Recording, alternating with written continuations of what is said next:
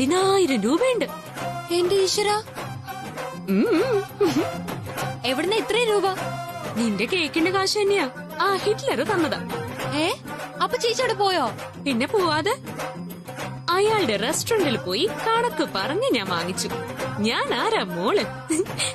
പിടിക്കും. അയാൾ ഇത്രയ്ക്ക് പൊട്ടനാണോ? മുഖത്ത് തേച്ച കേക്കിന് ആരെങ്കിലും കാശ് കൊടുക്കോ? അത് മാത്രമല്ലല്ലോ, അയാളുടെ ബർത്ത്ഡേ ഫംഗ്ഷൻ മുഴുവൻ ചേച്ചി അലമ്പാക്കിയില്ലേ? എന്നിട്ട് അയാൾ ചേച്ചിക്ക് കാശ് തരണമെങ്കിൽ ഒന്നുകിൽ അയാൾ അത്രയ്ക്ക് മണ്ടനായിരിക്കും, അല്ലെങ്കിൽ പിന്നെ ചേച്ചി അവിടെ പോയി പ്രശ്നം ഉണ്ടാക്കി കാണും. സത്യം പറയേച്ചി, ഇതിലേതാ സംഭവിച്ചേ? ഇത് ഞാൻ ആ ഹിറ്റ്ലറുടെ കുത്തിന് പിടിച്ചു നിർത്തി വാങ്ങിച്ചതാ. എന്റെ ഈശ്വര, ഈ ചേച്ചിയുടെ ഒരു കാര്യം. കേക്ക് തേച്ചത് അയാളുടെ മുഖത്തല്ലേ, അപ്പൊ കാശോ അയാൾ തന്നെ തരണം. ഇപ്പൊ മനസ്സിലായില്ലേ നിന്റെ ഈ ചേച്ചിയെ കൊണ്ട് നടക്കാത്തതായിട്ട് ഒന്നുമില്ലാന്ന്? ഞാൻ സമ്മതിച്ചെന്നേക്കുന്നു. യു ആർ ഗ്രേറ്റ് ചേച്ചി. ഇത് നീ എന്നോടല്ല, മമ്മിയോട് വേണം പറയാൻ.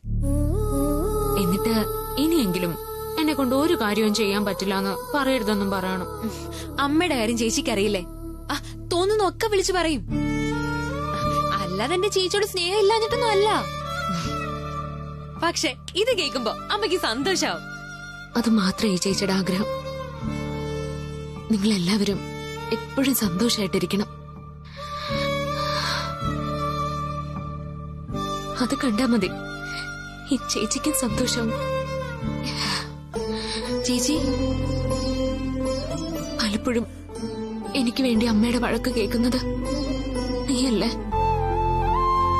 എനിക്കറിയാം, ഈ ലോകത്ത് എന്നെ ഏറ്റവും മനസ്സിലാക്കുന്നതും എനിക്ക് വേണ്ടി ഒരുപാട് സഹിക്കുന്നതും നീ ഒരാളാണെന്ന്. ചേച്ചി ഇതൊക്കെ എന്തിനാ ഇപ്പൊ പറയുന്നേ? ഞാൻ പറഞ്ഞെന്നേ ഉള്ളൂ. നിങ്ങളുടെയൊക്കെ സന്തോഷത്തെക്കാൾ വലുതായിട്ട് ഈ ചേച്ചിക്ക് ഒന്നുമില്ല. അത് നീ ഒന്ന് മമ്മിയോടും പറയണം.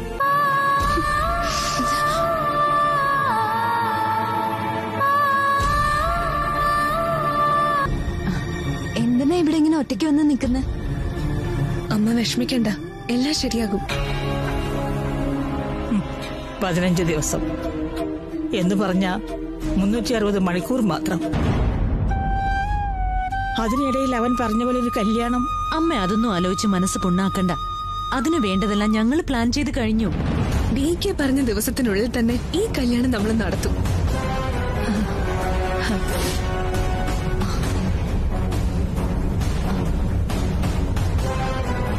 അമ്മേ, 7 മാട്രിമോണിയൽസിൽ നിന്നായി ഏറ്റവും നല്ല 10 പെൺകുട്ടികളുടെ പ്രൊഫൈൽസ് നമുക്ക് കിട്ടിയിട്ടുണ്ട്. നാളെ ഞങ്ങൾ അവരെ ഇന്റർവ്യൂ ചെയ്ത് അതിൽ നിന്ന് DKക്ക് പറ്റിയ ഒരാളെ തന്നെ കണ്ടെത്തും. അല്ലേ താരെ?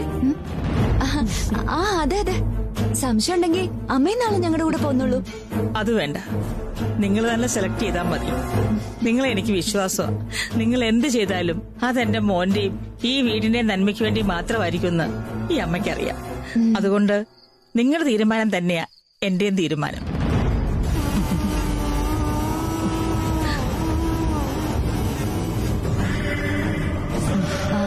ചിത്ര, നീ ഒന്ന് വന്നേ, ഒരു കാര്യം പറയാനുണ്ട്. അതെന്താ ഞാൻ കേൾക്കാൻ പാടില്ലാത്തൊരു കാര്യം? ഇതങ്ങനെ കേൾക്കാൻ പാടില്ലാത്ത കാര്യമൊന്നുമല്ല.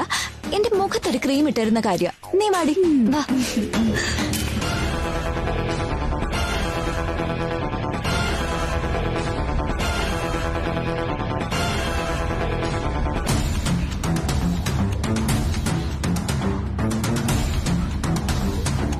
ഞാൻ പറഞ്ഞ നിനക്ക് മനസ്സിലായോ?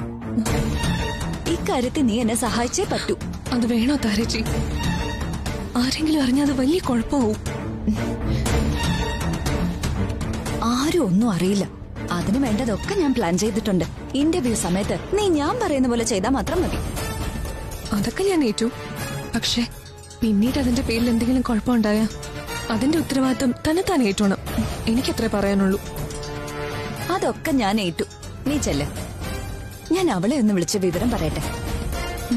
ശരി, എന്താന്ന് വെച്ചാ ചെയ്യും.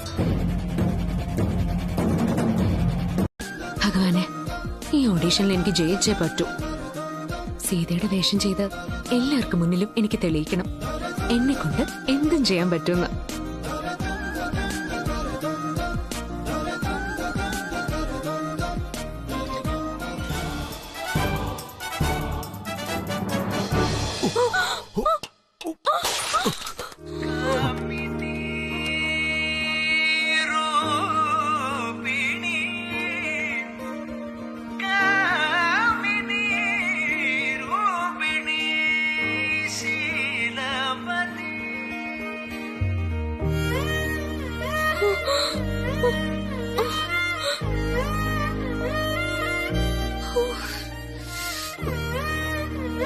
നീയോ?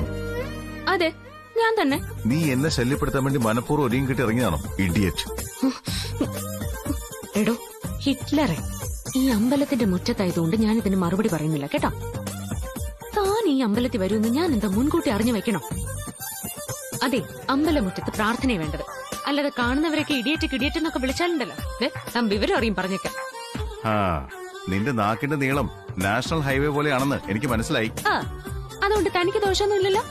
എന്റെ നാക്ക് എന്റെ വായിലല്ലേ കിടക്കുന്നത്, അല്ലാതെ തന്റെ കോട്ടിന്റെ പോക്കറ്റിലല്ലോ. എടി, നീയല്ലേ എന്റെ ദേഹത്ത് മനഃപൂർവ്വം വന്നിടിച്ചേ?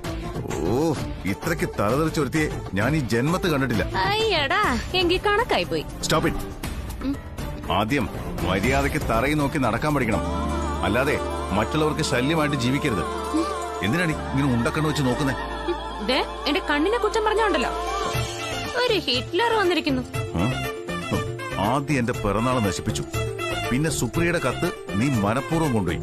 ഇതേ അമ്പലത്തിൽ വെച്ച് പായസം കോരി നീ എന്റെ ദേഹത്തൊഴിച്ചു. ഇന്ന് തന്നെ ആദ്യം നീ എന്റെ കാറിന് കുറുക്ക് ചാടി, ഇപ്പം മനഃപൂർവ്വം നീ എന്റെ ദേഹത്ത് വന്നിടിച്ചു. ഇങ്ങനെ പോയാ നീ വല്ല കാറോ ലോറിയോ ഇടിച്ച് ചാവും. സൂക്ഷിച്ച് സംസാരിക്കണം. പണ്ടിടിച്ച് ചാവും പോലും. തന്റെ കയ്യിലിരിപ്പും വായിലെ നാക്കും, അതുകൊണ്ടാ തനിക്ക് ഇങ്ങനത്തെ കുഴപ്പങ്ങളൊക്കെ പറ്റുന്നത്. പിന്നെ ഇവിടുന്ന് പോണ വഴിക്ക് എനിക്ക് എന്തെങ്കിലും പറ്റിയ പനഞ്ഞ പ്രേതമായിട്ട് വന്ന് പിച്ച് കീറി രക്തം കുടിക്കും. ഓ, കോട്ടൺ സ്യൂട്ടൂട്ട് ഇറങ്ങിക്കോളും. ഹിറ്റ്ലറാണ് പോലും, ഹിറ്റ്ലർ.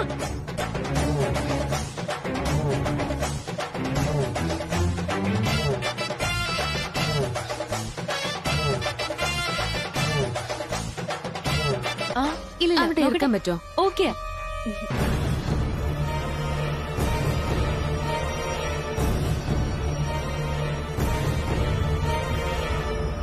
മോളെ, മമ്മിയുടെ കാല് തൊട്ട് അനുഗ്രഹം വാങ്ങിക്കും.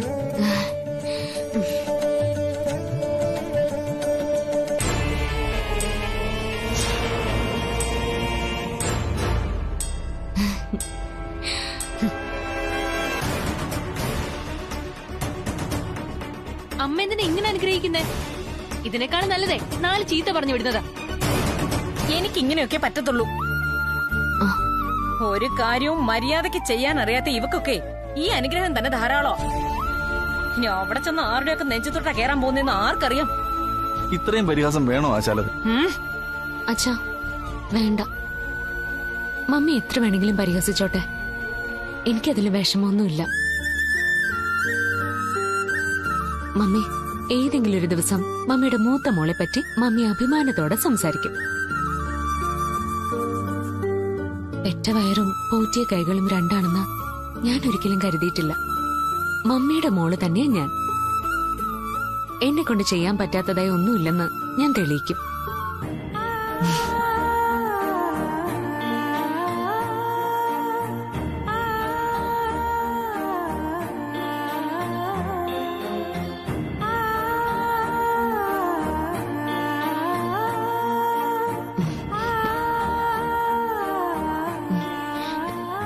ഞാൻ പോയിട്ട് വരാം മമ്മി.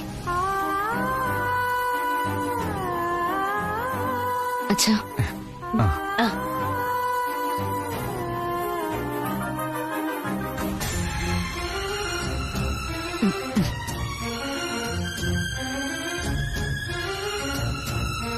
അച്ഛാ, പറഞ്ഞിട്ട് കാര്യമില്ല.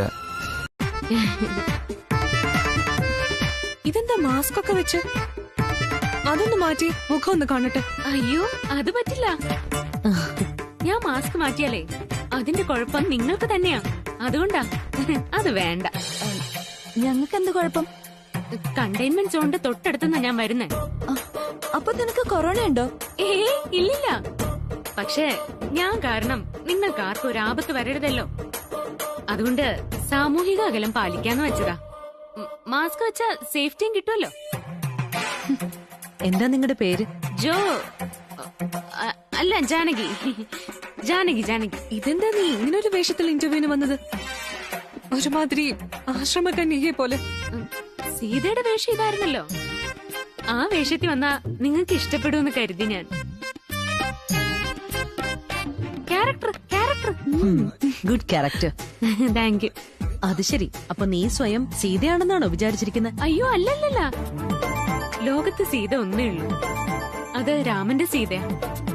അവരെ പോലെ ആവാൻ ഈ ലോകത്ത് മറ്റാർക്കും പറ്റില്ല. സീതയെ ആദർശമായി സ്വീകരിച്ച എല്ലാ വീടും അയോധ്യയാവും, നാട് രാമരാജ്യമാവും. ജാനകി ഇരിക്കൂ. അയ്യോ വേണ്ട വേണ്ട, ഞാൻ ഇവിടെ നിന്നോളാം.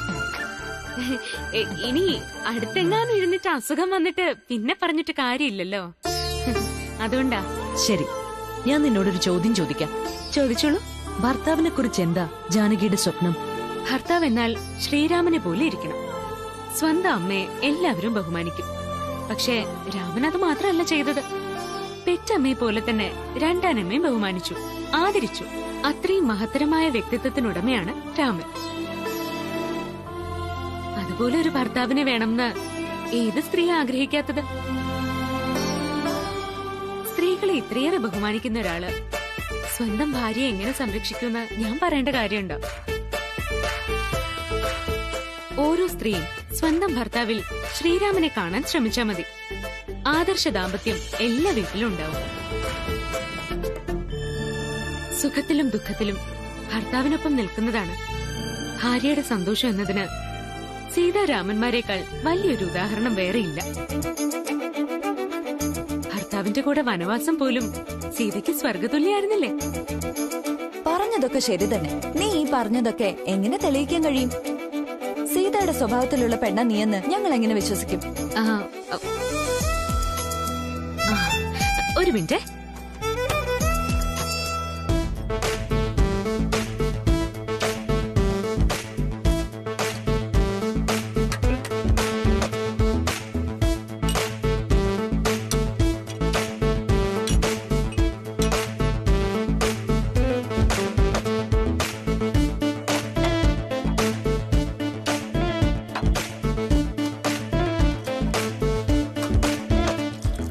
ആദ്യം ഞാൻ പാലൊഴിച്ചു, പിന്നെ വെള്ളമൊഴിച്ചു. ഇനി നിങ്ങൾക്ക് ഈ പാലിൽ നിന്ന് വെള്ളത്തിനെയോ വെള്ളത്തിൽ നിന്ന് പാലിനെയോ പരസ്പരം വേർതിരിക്കാൻ പറ്റുമോ? ഭാര്യയും ഭർത്താവും ജീവിക്കേണ്ടത് ഇതുപോലെയാ, പാലും വെള്ളവും പോലെ. വേണമെങ്കിൽ ഒരു ഉദാഹരണം കൂടി കാണിക്കാം.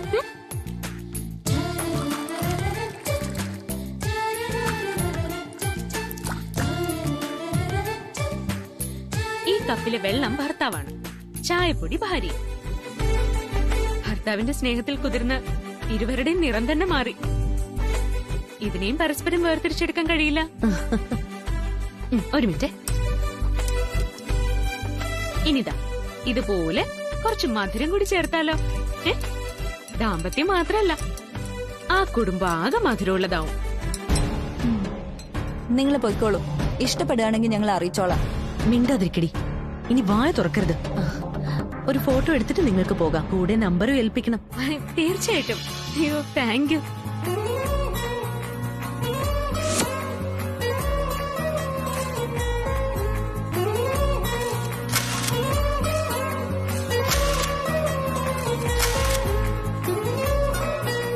താങ്ക്സ് കേട്ടോ.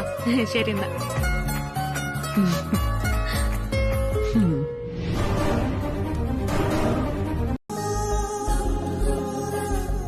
നിനക്ക് വേണ്ടിയാ അമ്മയുടെ ഈ പൂജയും പ്രാർത്ഥനയല്ല. ദാ പ്രസാദം.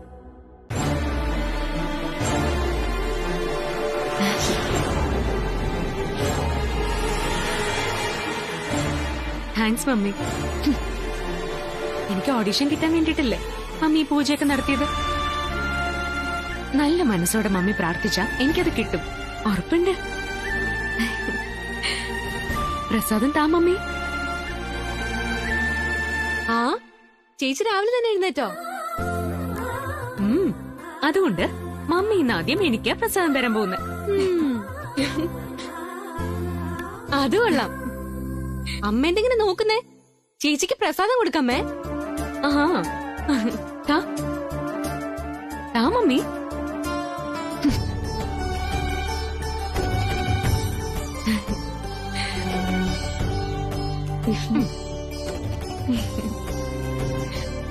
പ്രസാദം കിട്ടി. ഇനി മമ്മിയുടെ അനുഗ്രഹം കൂടി എനിക്ക് വേണം.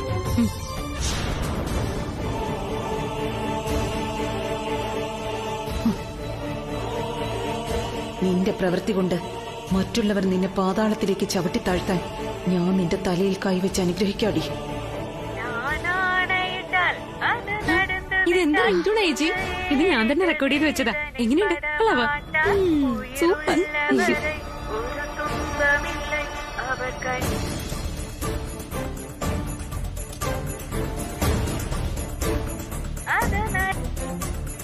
ഹലോ, ആ ജാനകിയല്ലേ? ജാനകി? Sorry, wrong number.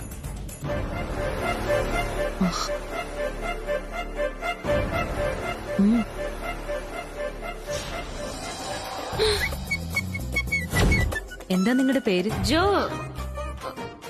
അല്ല, ജാനകി. ജാനകി ജാനകി. അയ്യോ, ജാനകി എന്നല്ല ഞാൻ അവരോട് പറഞ്ഞത്. ദൈവമേ, എന്റെ സീത പോയി.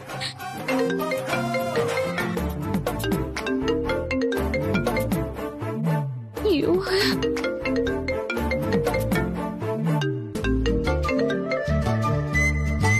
ഹലോ, മായാണ്. ആരാ സംസാരിക്കുന്നത്? ഞാൻ ജോ അല്ല, ജാനകിയാണ്. ജാനകിയാണ്. അപ്പൊ നേരത്തെ റോങ് നമ്പർ ആണെന്ന് പറഞ്ഞതോ?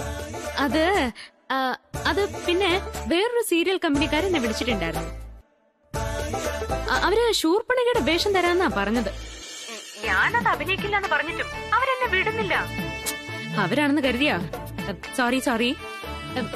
ഇനി പറയൂ, ഞാൻ എന്താ ചെയ്യണ്ടേ? നീയൊന്നും ചെയ്യണ്ട, അതൊക്കെ ഞങ്ങള് ചെയ്തോളാം. മനസ്സിലായില്ലേ?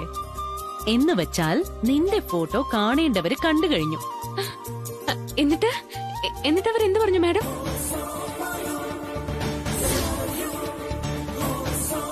പറയേണ്ടത് തന്നെ പറഞ്ഞു. ഞാൻ രാമന്റെ സീതയായി നിന്നെ സെലക്ട് ചെയ്തു.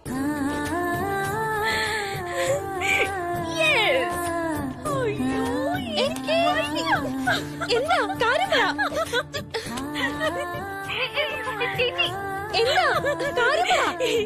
ഞാൻ സെലക്ട് ആയി. സീതയുടെ വേഷത്തിന് ഞാൻ സെലക്ട് ആയെന്ന്. മമ്മി, ചേച്ചി സെലക്ട് ആയിന്ന്. കൺഗ്രാറ്റുലേഷൻ ചേച്ചി.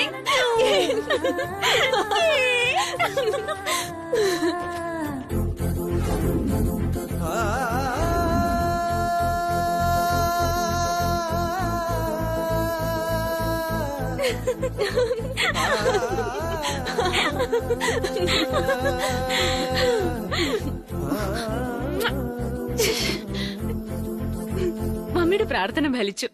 എന്റെ സ്വപ്നം സത്യമായി.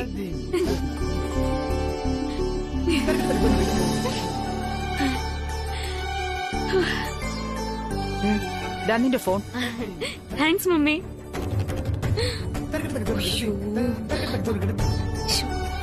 ഹലോ, സോറി, ഞാൻ സന്തോഷം കൊണ്ട്.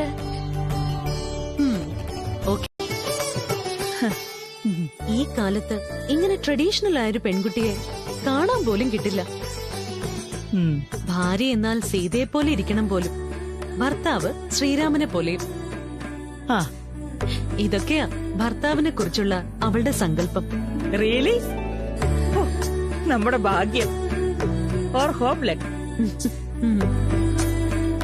അപ്പൊ എന്റെ മോന്റെ ദുഃഖത്തിന്റെ കാലം അവസാനിക്കാറായി അല്ലേ മോളെ? ഇനിയെങ്കിലും അവനൊരു നല്ല ജീവിതം കിട്ടിയാൽ മതിയായിരുന്നു. ഒരു ഗുഡ് ലൈഫ്. VK ശ്രീരാമനോട് അവൾ ഉപമിച്ചത്. നല്ല കുടുംബത്തിൽ ജനിച്ച ഒരു പെണ്ണിന്റെ മനസ്സിൽ മാത്രമേ അങ്ങനെ ഒരു ചിന്ത വരൂ. എന്റെ മകൻ ശ്രീരാമൻ, അവന് സീതയെ പോലെ ഒരു ഭാര്യ. ഇതിൽ പരം സന്തോഷിക്കാൻ ഈ അമ്മയ്ക്ക് എന്തു വേണം? ബഹുത്ത് ഖുഷി, ബഹുത്ത് അച്ഛ. മരുമോളുടെ കാര്യം പറയുമ്പോഴെങ്കിലും അമ്മയ്ക്ക് ഇംഗ്ലീഷ് ഹിന്ദിയോ ഒന്ന് ഒഴിവാക്കിക്കൂടെ? No no no no, without English, without Hindi, I no life. മനസ്സിലായില്ലല്ലേ? എനിക്ക് ഇംഗ്ലീഷ് ഹിന്ദി ഒന്നും പറയാതെ ജീവിക്കാൻ പറ്റുകയില്ലെന്ന്. പൂവർ കേൾ. പാവം. Stop it. പറയുന്നതൊന്ന്, ചെയ്യുന്നത് മറ്റൊന്ന്.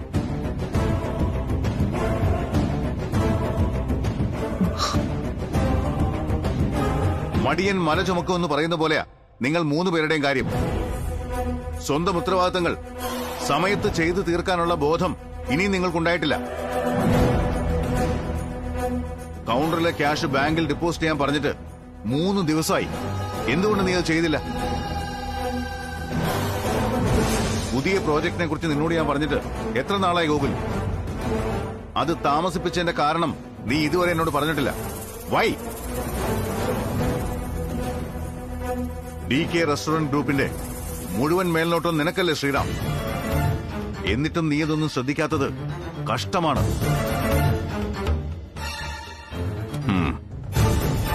ബിസിനസ് ഒരു കോമ്പറ്റീഷനാ. തോൽക്കാം, ജയിക്കാം.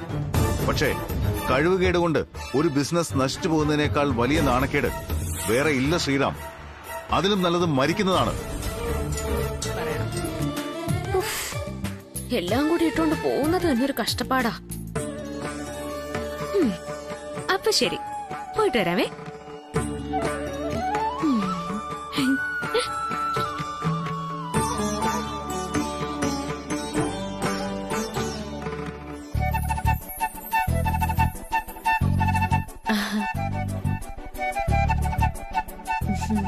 പ്രിയമോളെ, നീ ഇതെവിടെ പോകുന്നു?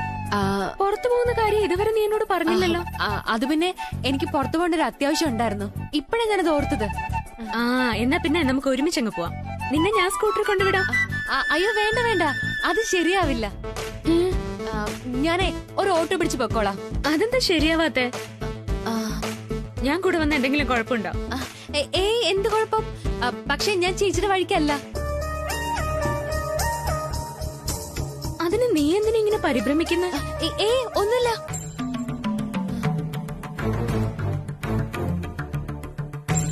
നീ വല്ലാണ്ട് വിയർക്കുന്നുണ്ടല്ലോ. സാധാരണ എന്തെങ്കിലും കള്ളം പറയുമ്പോഴാ ഇത്തരം പരിഭ്രമവും വെപ്രാളവും ഒക്കെ വരുന്നത്. ഞാൻ ചേച്ചിയുടെ കള്ളം പറയുന്ന ചേച്ചിക്ക് തോന്നുന്നുണ്ടോ? കള്ളം പറയുമ്പോഴാ നിന്റെ മൂക്ക് ഇങ്ങനെ ചുമക്കുന്നു. ഓ, പിന്നെ മൂക്ക് ചുമക്കുന്നു. ഒന്ന് പോയേച്ചി. ജലദോഷം വന്നാലും ഒന്ന് തുമ്മിയാലൊക്കെ മൂക്ക് ചുമക്കും. ശരി ശരി. അല്ല, ആരെ കാണുന്ന നീ പോകുന്നേ? ഒരു കൂട്ടുകാരിയെ. ആഹാ, ഏത് കൂട്ടുകാരി? ചേച്ചിക്ക് അറിയില്ല അവളെ? നിന്റെ ഏത് കൂട്ടുകാരിയാ ഞാൻ അറിയാത്തെ? ഇതൊരു പുതിയ കൂട്ടുകാരിയാ. പരിചയപ്പെട്ടിട്ട് കുറച്ചു നാളായുള്ളൂ. ഓ, അപ്പൊ ശരി, ചേച്ചി പോയിട്ട് വാ. All the best. Thank you പ്രിയമോളെ, താങ്ക് യു സോ മച്ച്. ചേച്ചി, ഞാൻ ഇപ്പൊ തന്നെ ഒരുപാട് ലേറ്റ് ആയി. ഞാൻ പോയിട്ട് വരട്ടെ. ശരി.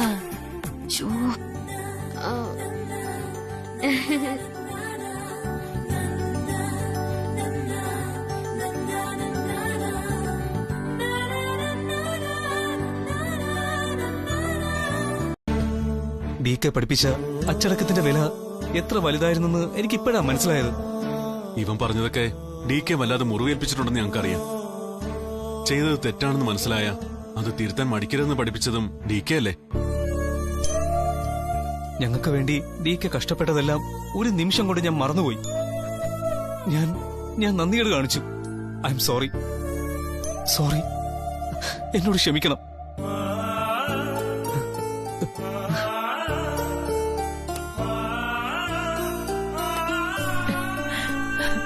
ഇവൻ ഇന്നലെ അങ്ങനെ പറഞ്ഞപ്പോ കുറ്റവാളികളായത് ഞങ്ങളും കൂടിയാ.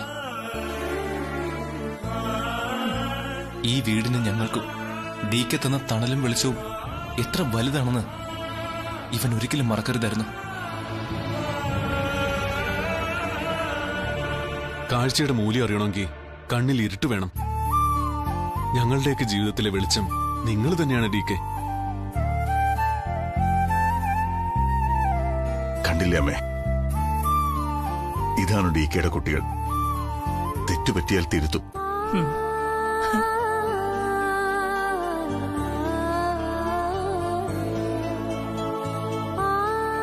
സാരമില്ല, നിങ്ങൾ എന്നോട് സോറി എന്നൊരു വാക്ക് പറഞ്ഞില്ലേ, അത് മതി. എന്റെ സങ്കടമെല്ലാം പോയി. ലോകത്തിന്റെ നിയമങ്ങളെ പറ്റി പ്രകൃതിയുടെ മാറ്റങ്ങളെക്കുറിച്ചൊക്കെ കുറച്ചുകൂടി ഞാൻ മനസ്സിലാക്കണമായിരുന്നു.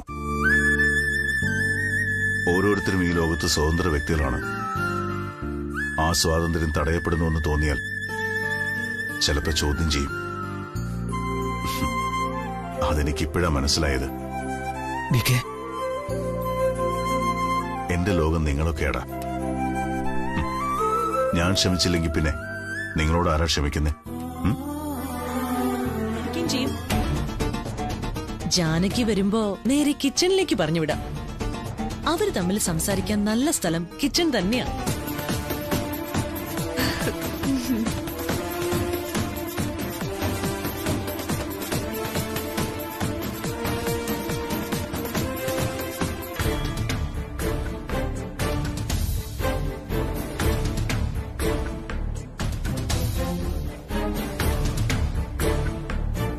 സിത്തു, എന്തായി കാര്യങ്ങളൊക്കെ?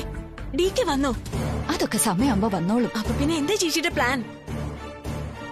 നീ ഒന്ന് സമാധാനപ്പെട, ഞാൻ പറയാം. ഡികെയും ജാനകിയും കൂടെ പരസ്പരം അടുക്കളയിൽ വെച്ച് കൂട്ടിമുട്ടിക്കാനാ ഞങ്ങളുടെ പ്ലാൻ.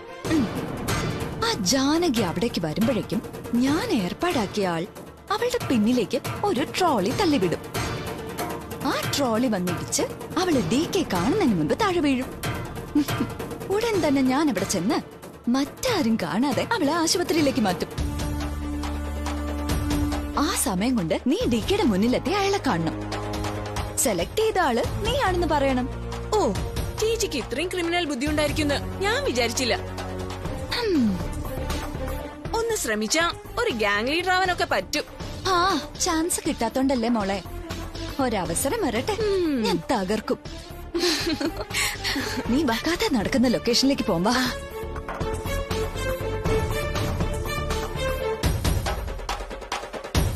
മേഡം പറഞ്ഞ ആളിതാ പാസ് ചെയ്ത് പോയിട്ടുണ്ട്. എന്നാ വൈകിക്കണ്ട, വേഗം അയക്കോ. ശരി മേഡം.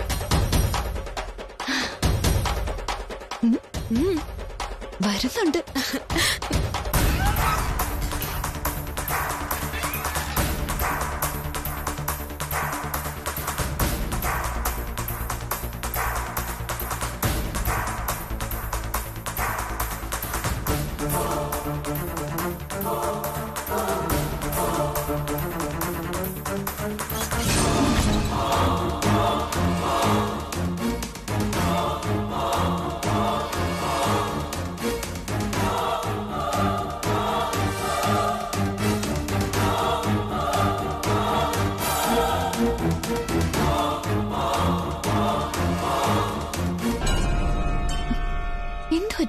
ഞാൻ പോയി നോക്കിയിട്ട് വരാം.